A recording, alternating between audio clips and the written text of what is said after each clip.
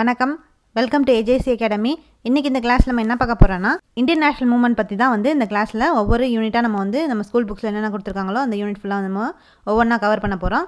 So அது தமிழ் மீடியத்துலேயும் வந்து பார்ப்போம், அதே மாதிரி இங்கிலீஷ் மீடியத்துலேயும் வந்து பார்ப்போம். ஸோ இப்போ நம்ம வந்து தமிழ் மீடியத்தில் இந்த என்ன யூனிட் வந்து பார்க்க போகிறோன்னா, 10th ஸ்டாண்டர்டில் யூனிட் 5ல் இருக்கக்கூடிய 19ஆம் நூற்றாண்டில் சமூக சமய சீர்திருத்த இயக்கங்கள். ஸோ அந்த யூனிட்டில் இருக்கக்கூடிய பாயிண்ட்ஸ் பற்றி தான், அந்த லெசனில் என்ன கதை வந்து சொல்லியிருக்காங்க, என்ன ரிஃபார்மர்ஸ்லாம் வந்து இருந்திருக்காங்க, அவங்க எல்லோரும் என்னென்ன கோட்பாடுகள்லாம் வந்து சொல்லியிருக்காங்க, என்ன சமாஜ் வந்து என்ன மூமெண்ட்லாம் வந்து கண்டுபிடிச்சிருக்காங்க அப்படின்றது தான் இந்த கிளாஸில் நம்ம வந்து பார்க்க போகிறோம்.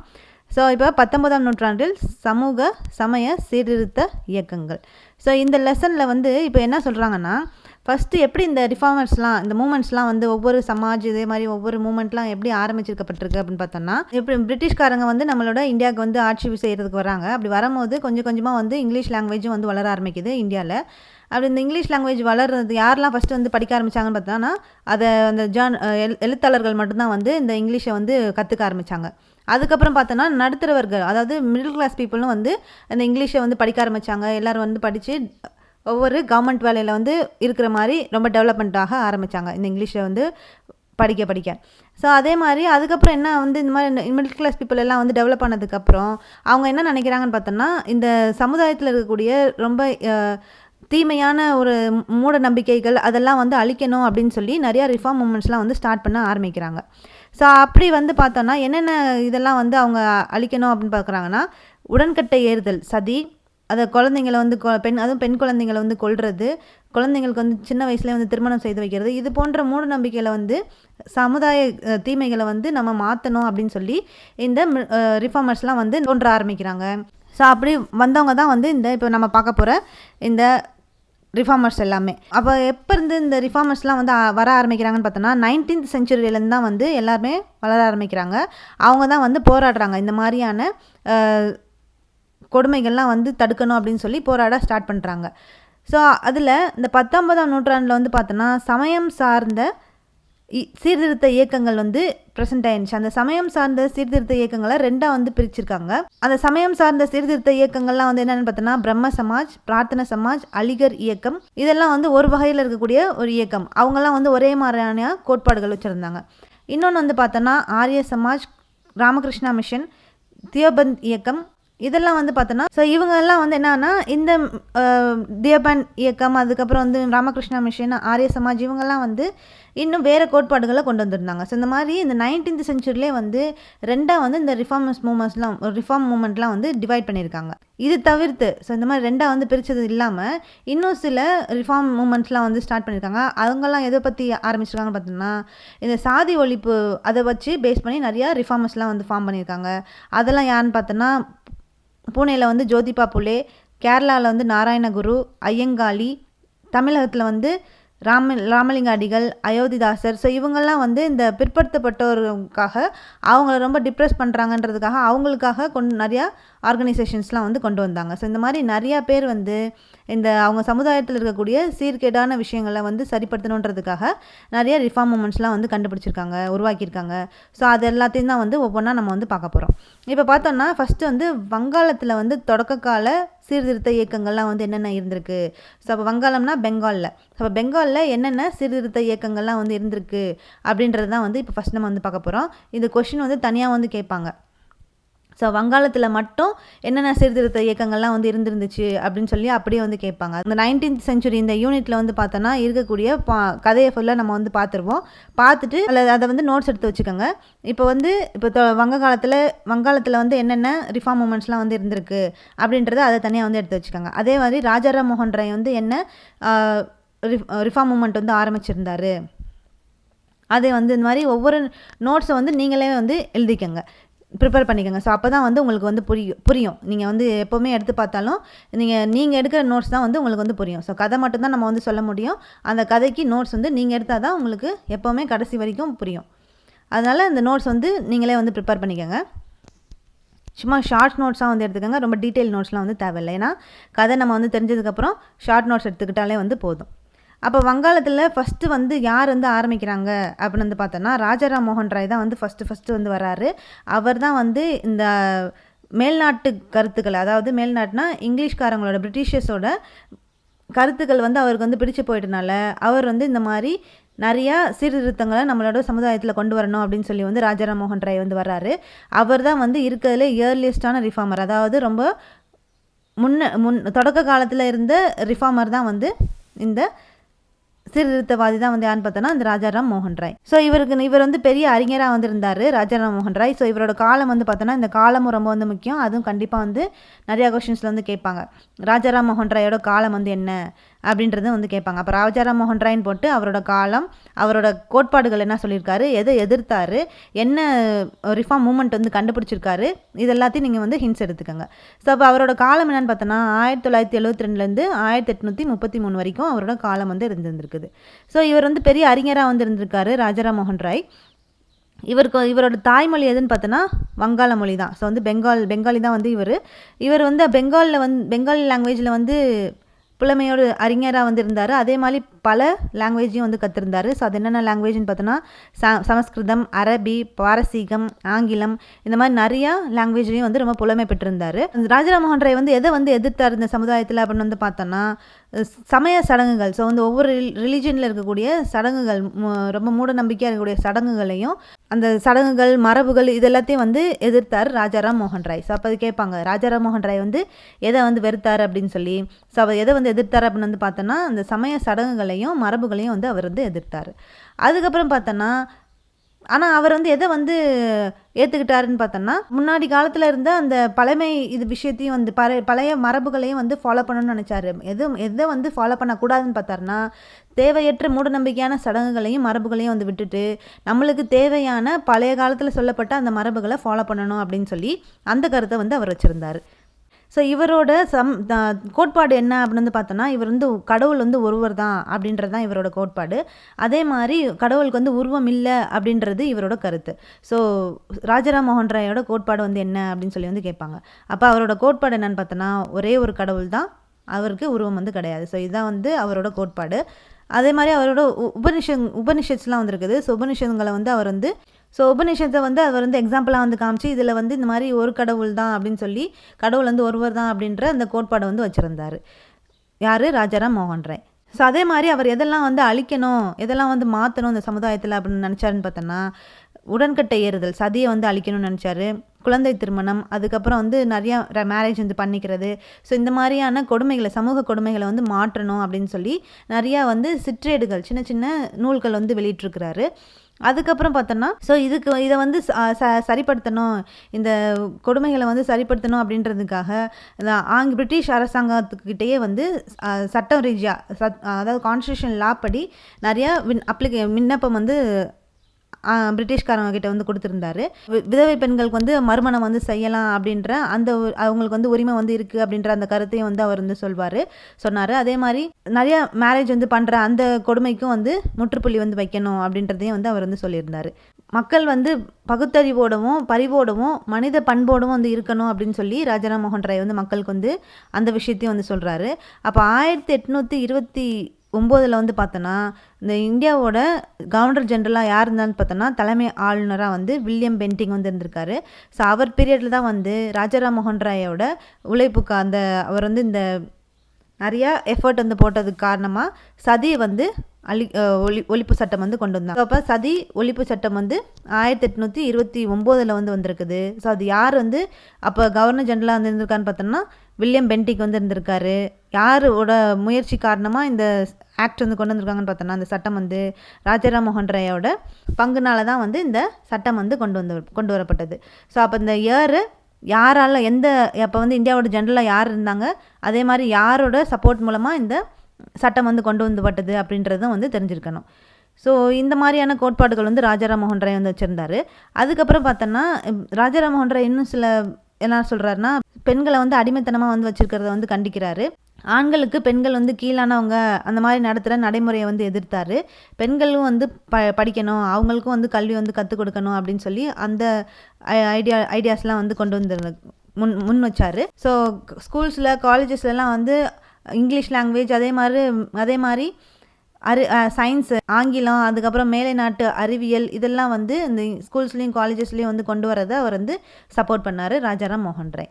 ஸோ அப்போ ராஜாராம் மோகன் ராய் வந்து பார்த்தோன்னா 1828 வந்து பிரம்ம சமாஜ் அப்படின்ற ஒரு மூமெண்ட்டை வந்து உருவாக்குறாரு. ஆகஸ்ட் 20 அன்றைக்கி வந்து பார்த்தோன்னா கல்கத்தாவில் ஒரு கோயில் வந்து அதை கட்டுறாரு. ஸோ அந்த கோயிலில் எந்த ஒரு சிலை வந்து கிடையாது. ஸோ எந்த ஒரு மதத்தையும் வந்து ஏளனமாகவோ அவமானப்படுத்துறது அந்த மாதிரியா வந்து பண்ணக்கூடாது அப்படின்னு சொல்லி ராஜாராம் மோகன் ராய் வந்து சொல்கிறாரு. அதில் வந்து எழுதி வச்சிருக்கிறாரு. ஸோ அப்போ பிரம்ம சமாஜ் வந்து அங்கே பிரம்ம சமாஜ் வந்து யார் வந்து நிறுவுறாரு? ராஜாராம் மோகன் ராய் தான் வந்து நிறுவுறாரு. ஸோ அவங்களோட முக்கியமான கருத்து வந்து என்ன அப்படின்னு வந்து பார்த்தோன்னா, சமய சடங்குகளை வந்து ஒழிக்கணும், அதே மாதிரி தேவையற்ற மரபுகளை வந்து சமுதாயத்துக்கு கேடான மரபுகளை வந்து ஒழிக்கணும் அப்படின்றது வந்து அவங்களோட கோட்பாடாக வந்து இருந்துச்சு. ஸோ அப்போ இந்த பிரம்ம சமாஜ் வந்து பார்த்தோன்னா ரொம்ப லெவலில் வந்து பெரிய லெவலில் வந்து இம்பேக்ட் வந்து கொண்டு வரல. ஸோ யார்கிட்ட மட்டும் வந்து ரொம்ப அது வந்து நல்ல பேர் வந்து வாங்குச்சு அப்படின்னு வந்து பார்த்தோன்னா, இந்த படித்த அந்த கல்வி அறிவு இருந்த அந்த மிடில் கிளாஸ் பீப்புளுக்கு மட்டும்தான் வந்து இந்த பிரம்ம சமாஜை வந்து ஏற்றுக்கிட்டாங்க. மற்ற கீழ்த்தட்டில் இருக்கக்கூடிய மக்கள் அவங்களோட கஷ்டங்கள் அதெல்லாம் வந்து ஏற்காத விதமாக வந்து இந்த பிரம்ம சமாஜ் வந்து இருந்தனால இது வந்து ஒரு கொஞ்சம் ஃபெயிலியராக தான் வந்து இந்த சமாஜ் வந்து ஆயிடுச்சு. ஸோ ஏன்னா இது வந்து மிடில் கிளாஸ் பீப்புள் மட்டும்தான் வந்து அட்ராக்ட் பண்ணுச்சு, டிப்ரெஸ்ட் கிளாஸ் பீப்புளை வந்து அட்ராக்ட் பண்ணலை.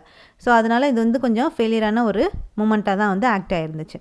ஆனால் ஃபஸ்ட்டு இந்த தோன்றினது இந்த பெங்காலில் வந்து ஃபஸ்ட்டு கொண்டு வரப்பட்ட சீர்திருத்த இயக்கங்கள் வந்து எது ஃபஸ்ட்டு வந்துச்சுன்னு பார்த்தோன்னா இந்த பிரம்ம சமாஜ் தான் வந்து வந்திருக்குது. அதுக்கு ஃபஸ்ட்டு ரிஃபார்மிஸ்ட் வந்து யாராக இருந்திருக்கான்னு பார்த்தோன்னா ராஜாராம் மோகன் ராய் தான் வந்து இருந்திருக்காரு. ஸோ இதுதான் வந்து ராஜாராம் மோகன் ராயோட அவரோட பற்றின டீட்டெயில்ஸும் அதே மாதிரி பிரம்ம சமாஜ் பற்றின டீட்டெயில்ஸும். அதுக்கடுத்து ஸோ ராஜாராம் மோகன் ராய் வந்து இறந்துடுறாரு. ஸோ அப்போ எப்போ இறக்குறாருன்னு பார்த்தோன்னா 1833 வந்து ராஜாராம் மோகன் ராய் வந்து இறந்துடுறாரு. இறந்ததுக்கப்புறம் யார் வந்து இந்த பிரம்ம சமாஜை வந்து டேக் ஓவர் பண்ணுறாங்க அப்படின்னு வந்து பார்த்தோன்னா மகரிஷி தேவேந்திரநாத் தாகூர் அப்படின்றவர் வந்து அந்த ராஜாராம் மோகன் ராய்க்கு அப்புறம் வந்து வராரு. ஸோ அவர் யாரோட அப்பா அப்படின்னு வந்து பார்த்தோன்னா கவிஞர் ரவீந்திரநாத் தாகூரோட அப்பா தான் வந்து இந்த தேவேந்திரநாத் தாகூர். ஸோ இவரோட காலம் பார்த்தோன்னா 1817 1905. ஸோ அதுலேருந்து அது வரைக்கும் அவரோட காலம் வந்து இருந்திருக்குது. ஸோ இவர் வந்து இந்த பிரம்ம சமாஜுக்கு என்னென்ன கோட்பாடுகள்லாம் வந்து ஃபாலோ பண்ணாங்களோ அதை தான் இவரும் வந்து ஃபாலோ பண்ணார். இவர் வந்து ஒரு 4 கொள்கையை வந்து ஃபாலோ பண்ணியிருந்தார். ஸோ அது என்னென்ன அப்படின்னு வந்து பார்த்தோன்னா, கடவுள் வந்து அவர் அதே மாதிரி தான், கடவுள் வந்து ஒருவர் மட்டும்தான், அவர் தான் வந்து இந்த உலகத்தை வந்து படைச்சார். அதுக்கப்புறம் வந்து பார்த்தோன்னா அவர் தான் வந்து உண்மையான ஞானத்தில், நற்பண்பில், சக்தியில் எல்லாத்துலேயுமே வந்து கடவுள் தான் வந்து ஃபுல்லாக வந்து ப்ரெசென்ட் ஆகியிருக்காரு. அதே மாதிரி அவர் தான் நிலையானவர், எங்கும் நிறைந்திருப்பவரும் வந்து அவர் தான், கடவுள் தான், அந்த ஒருவர் தான் அப்படின்னு சொல்லி அவர் வந்து சொல்கிறாரு. அடுத்து 3வது வந்து பார்த்தோன்னா நம்ம வந்து இறந்ததுக்கப்புறம் சொர்க்கத்துக்கு வந்து போனதுக்கப்புறம் அடுத்த பிறவிலையும் இந்த பிறவிலையும் வந்து கடவுளை மட்டுமே வந்து வணங்கி வாழணும் அப்படின்னு வந்து சொல்கிறாரு. 4வது வந்து பார்த்தோன்னா ஸோ அவரை நம்புறது, கடவுளை நம்பியிருக்கோம் அப்படின்றது எதை பொறுத்து இருக்குன்னு பார்த்தோன்னா அவரை கடவுளை வந்து நேசிக்கிறதும் அதே மாதிரி அவரோட விருப்பத்தை செயல்படுத்துறது தான் வந்து அவரை நம்பி நம்ம இருக்கோம் அப்படின்றது வந்து ப்ரெசென்ட் ஆகிருக்கு அப்படின்னு சொல்லி இந்த 4 குறிக்கோளை யார் வந்து சொல்கிறாருன்னு பார்த்தோன்னா தேவேந்திரநாத் தாகூர் வந்து சொல்கிறாரு. ஸோ இவர் தான் வந்து இந்த பிரம்ம சமாஜம் வந்து அதுக்கப்புறம் ராஜாராம் மோகன் ராய்க்கு அப்புறம் வந்து பார்த்துக்கிறாரு.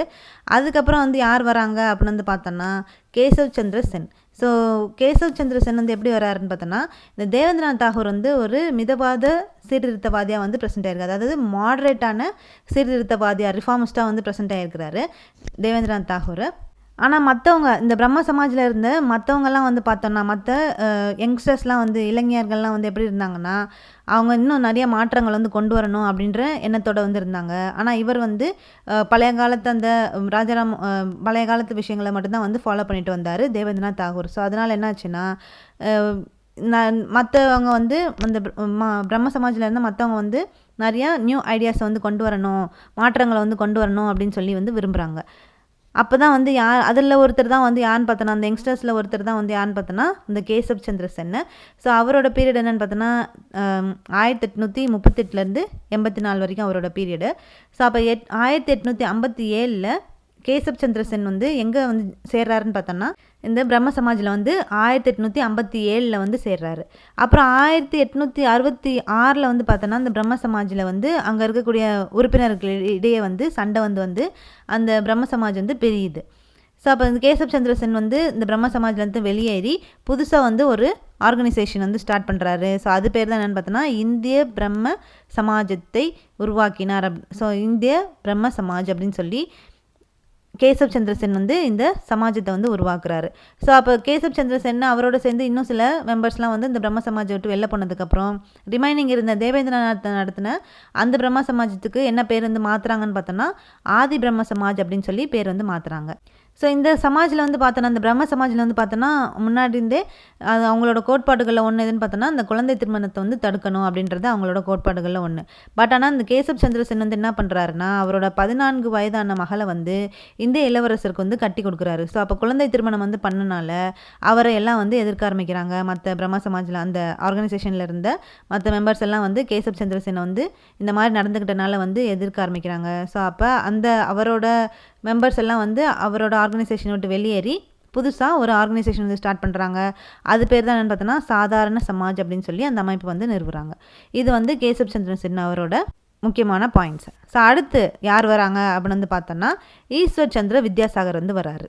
ஸோ இப்போ பார்க்குறவங்க எல்லாமே எதுன்னு பார்த்தோன்னா இந்த பெங்காலில் இருந்தவங்க தான். ஸோ பெங்காலில் இந்த மாதிரி ஃபஸ்ட்டு பிரம்ம சமாஜ் வருது. பிரம்ம சமாஜில் தான் வந்து தேவேந்திரநாத் தாகூர் வராது. தேவேந்திரநாத் தாகூருக்கு அப்புறம் வந்து கேசப் சந்திர சென் வந்து வராங்க.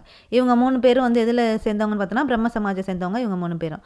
அதுக்கடுத்து ஈஸ்வர் சந்திர வித்யாசாகர் வந்து யாருன்னு பார்த்தோன்னா இவரும் வந்து வங்காளத்தை சேர்ந்தவர் தான். ஸோ இவரை அந்த வங்காளத்தில் இருந்த முக்கியமான ஒரு சீர்திருத்தவாதியில் இவரும் ஒருத்தர். அவரோட பீரியட் எதுன்னு பார்த்தோன்னா 1820 1891 வரைக்கும் வந்து அவரோட பீரியட் வந்து இருக்குது. ஸோ ராஜாராம் மோகன் இவர் வந்து இந்த முன்னாடி பார்த்த ராஜாராம் மோகன் ராய் அதுக்கப்புறம் அந்த பிரம்ம சமாஜில் இருந்தவங்க அவங்களோட கோட்பாடுகள் வந்து கொஞ்சம் டிஃப்ரெண்ட்டாக வந்து ஆகுறாரு. எதில் அப்படின்னு வந்து பார்த்தோன்னா ராஜாராம் மோகன் ராயும் மற்றவங்களும் வந்து பார்த்தோன்னா சமுதாயத்தை வந்து திருத்துறதுக்கு மேலை நாட்டு அதாவது இங்கிலீஷ்காரங்களோட அந்த பகுத்தறிவு சிந்தனைகளை வச்சு தான் வந்து இந்த நம்மளோட சமூகத்தை வந்து மாற்றணும் அப்படின்னு சொல்லி வந்து நினைக்கிறாங்க. யாருன்னா ராஜாராம் மோகன் ராய் அவரோட ஃபாலோவர்ஸ்.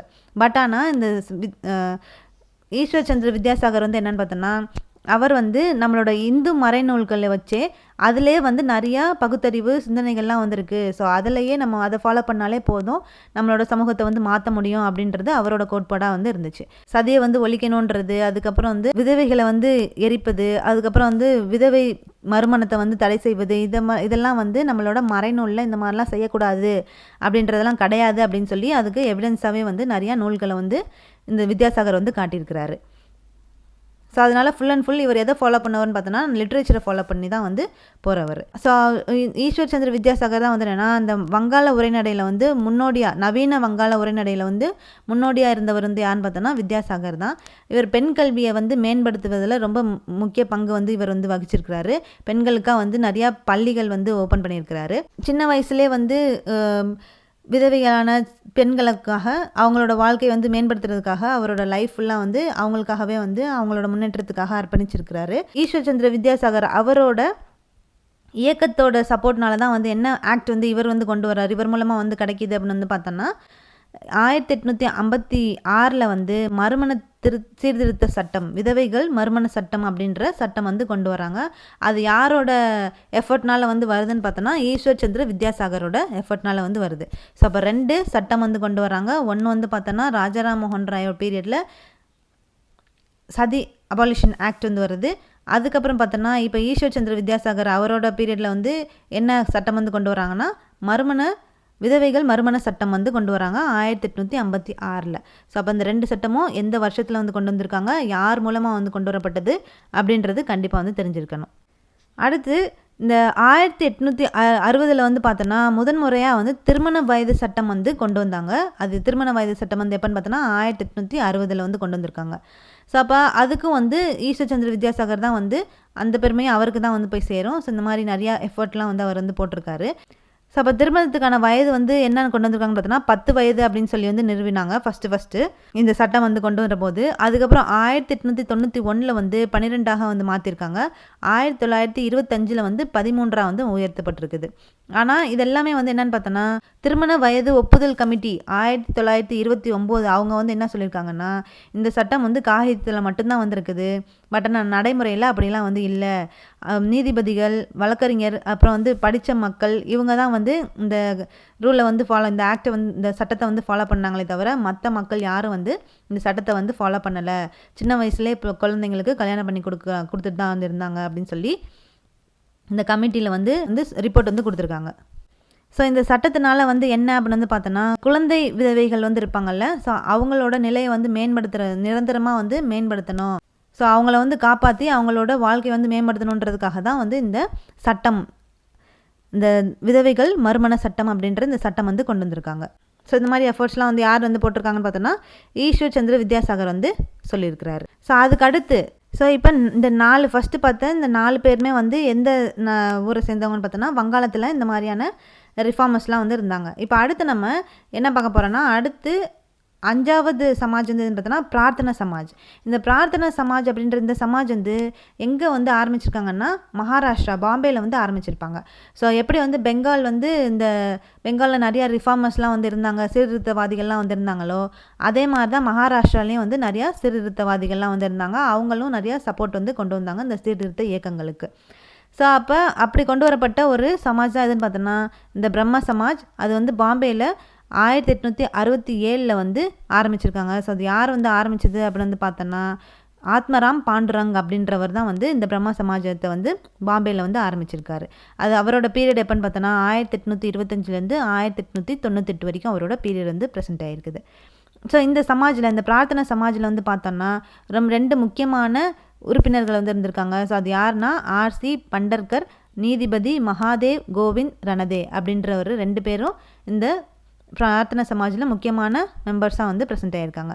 ஸோ இவங்க வந்து சமபந்தி, சாதி மறுப்பு திருமணம், விதவை மறுமணம், பெண்கள் மற்றும் ஒடுக்கப்பட்ட மக்களின் முன்னேற்றம் இதுக்காக வந்து நிறையா பாடுபட்டிருக்காங்க. அதே மாதிரி மகாதேவ் கோவிந்த் ரணதே வந்து பார்த்தோன்னா நிறையா ஆர்கனைசேஷன் வந்து ஃபார்ம் பண்ணியிருக்காரு. அது என்னென்ன அப்படின்னு வந்து பார்த்தோன்னா அந்த இயர்ஸோட கண்டிப்பாக வந்து தெரிஞ்சிருக்கணும். ஏன்னா எம்ஜி ரணதே அவர் தான் வந்து மகாதேவ் கோவிந்த் ரணதே. ஸோ அவர் வந்து என்னென்ன ஆர்கனைசேஷன்லாம் வந்து ஃபார்ம் பண்ணியிருக்காங்க அப்படின்னு சொல்லி வந்து கேட்பாங்க. அதே மாதிரி இயரும் வந்து சொல்லி கேட்பாங்க. ஸோ அதனால் அது வந்து தெரிஞ்சிருக்கணும். அப்போ விதவை மறுமண சங்கம் 1861, பூனே சர்வஜனிக் சபா 1870, தக்கான கல்விக் கழகம் 1884 இந்த மாதிரியான அமைப்புகளை வந்து அவர் வந்து நிறுவியிருந்தார். யார்? மகாதேவ் கோவிந்த் ரணதே. ஸோ இந்த நிறுவனம், அதாவது இந்த சபா வந்து சமாஜம் வந்து எங்கே இருந்துச்சுன்னு பார்த்தோன்னா பாம்பேயில், பிரார்த்தனை சமாஜம் வந்து பாம்பேயில் வந்து ப்ரெசென்ட் ஆகிருந்துச்சு. ஸோ அப்போ இதுதான் வந்து என்னென்னா ஃபஸ்ட்டு இந்த வங்காளத்தில் தோன்றப்பட்ட சீர்திருத்த இயக்கங்கள். ஸோ அப்போ வங்காளத்தில் என்னென்ன சீர்திருத்த இயக்கங்கள்லாம் வந்து இருந்துச்சு அப்படின்னு சொல்லி வந்து பார்த்தோம். ஸோ அடுத்து நெக்ஸ்ட் கிளாஸில் நம்ம வந்து இந்த இந்து புத்தெழுச்சி இயக்கம்லாம் வந்து என்னென்ன இருந்துச்சு அப்படின்றத நெக்ஸ்ட் கிளாஸில் வந்து பார்க்கலாம். தேங்க்யூ.